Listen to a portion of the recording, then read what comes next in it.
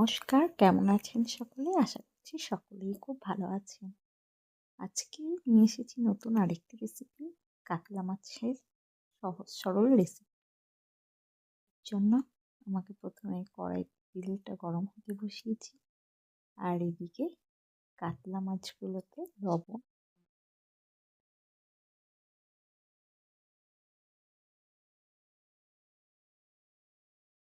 ভালোভাবে মাখিয়ে তেল গরম হয়ে গেছে। এক এক করে আমি মাছগুলো এখানে দিয়ে মাছগুলোকে ভেজে নেব।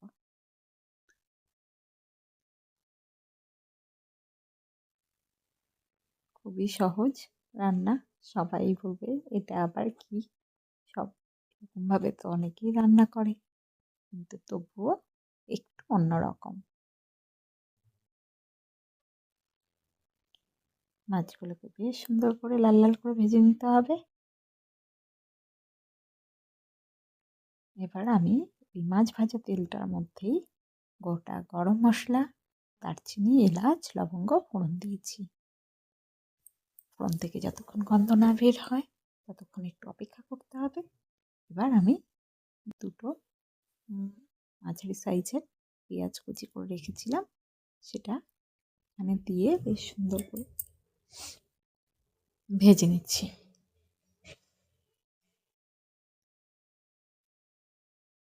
পেঁয়াজ সঙ্গে এখানে দিয়ে দিলাম 3 থেকে 4 কোয়া রসুন কুচি করে রেখেছিলাম, সেটাই এখানে দিয়ে দিলাম। বেশ সুন্দর করে ভেজে নিতে হবে লাল লাল করে। অনেকে আগে রসুনটা দেয়, রসুনটা ভালোভাবে ভাজা হয়ে যায় তারপর পেঁয়াজটা দেয়। আমি এখানে রসুনটা খুব বেশি ভাজা হলে কেমন একটা পুরো গন্ধ হয়ে যায়, সেজন্য পেঁয়াজটাকে আগে দিয়েছি, তারপরে রসুনটা দিয়েছি। দেখুন পুরো লাল লাল হয়ে গেছে ভাজাটা। এবার আমি এখানে আদা ও জিরে আর ধনে পেস্ট করে রেখেছিলাম, তার 1 চামচ দিলাম। আর একটা টমেটো, মাঝারি সাইজের টমেটো পেস্ট করেছিলাম, সেটাকে এখানে দিয়ে ভালো করে সুন্দর করে নাড়িয়ে চাড়িয়ে কষিয়ে নেব। এটা এটা অনেক সময় এইরকম পর্যায়ে অনেকে জল দিয়ে দেয়। জল দিয়ে দিলে কিন্তু সেই মশলার কাঁচা গন্ধটা থেকে যায়, ঝোলের টেস্ট আসে না।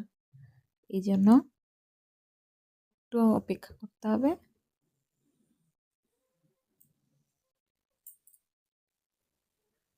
বেশ সুন্দর করে তেল ছাড়া পর্যন্ত অপেক্ষা করতে হবে। দেখুন মশলার রঙটাও চেঞ্জ হয়ে যাচ্ছে। মশলার রঙটা চেঞ্জ হওয়া পর্যন্ত অপেক্ষা করে এখান থেকে দেখুন আস্তে আস্তে তেল ছাড়তে শুরু করেছে। এই পর্যায়ে এখানে একটু শুকনো লঙ্কার গুঁড়ো দিলে কিন্তু খুব কালারটাও দারুণ আসে, আর টেস্টও ভালো হয়। যেহেতু আমি ব্যবহার করি না, কিন্তু আপনারা ব্যবহার করতেই পারেন। জল দিয়ে দিলাম, জলটাকে ফোটা পর্যন্ত অপেক্ষা করতে হবে।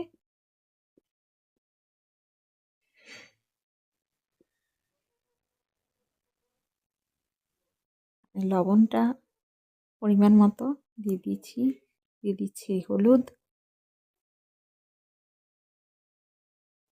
দেওয়ার পর এখানে আমি কাঁচা লঙ্কা ছেড়ে দেবো।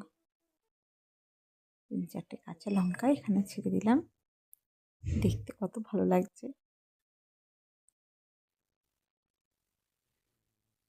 এই লাল লঙ্কা আর সবুজ লঙ্কা সব একসঙ্গে থাকলে এত ভালো লাগে।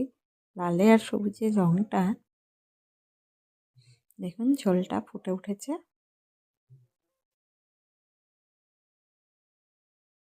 এবার আমি ভেজে রাখা মাছগুলোকে এক এক করে ছেড়ে দেবো।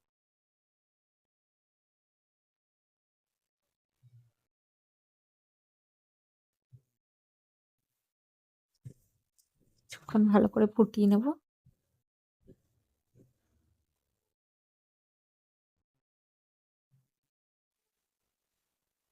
বেশ কিছুক্ষণ ভালো করে ফুটিয়ে নিতে হবে, ঝোলটা যেন গায়ে মাখা মাখা হয়ে যায়। এখানে অনেকে আলু ব্যবহার করে, আমি আলু ব্যবহার করিনি। আলু দিলেও দিতে পারেন। যারা আলু খুব ভালো পছন্দ করেন।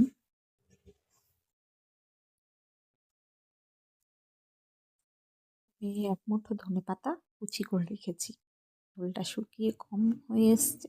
এবার আমি ধনেপাতাগুলোকে ওপর থেকে ছড়িয়ে দিলাম। এর যে কি দুর্দান্ত স্বাদ আর গন্ধ, খুব ভালো লাগে। এখন এত ভালো লাগে এই মাছের ঝোলটি খেতে। এইভাবে একবার বানিয়ে খেয়ে দেখবেন। আর আমার এই রেসিপিটি যদি ভালো লেগে থাকে, অবশ্যই লাইক, শেয়ার ও কমেন্ট করে আমার পাশে থাকবেন।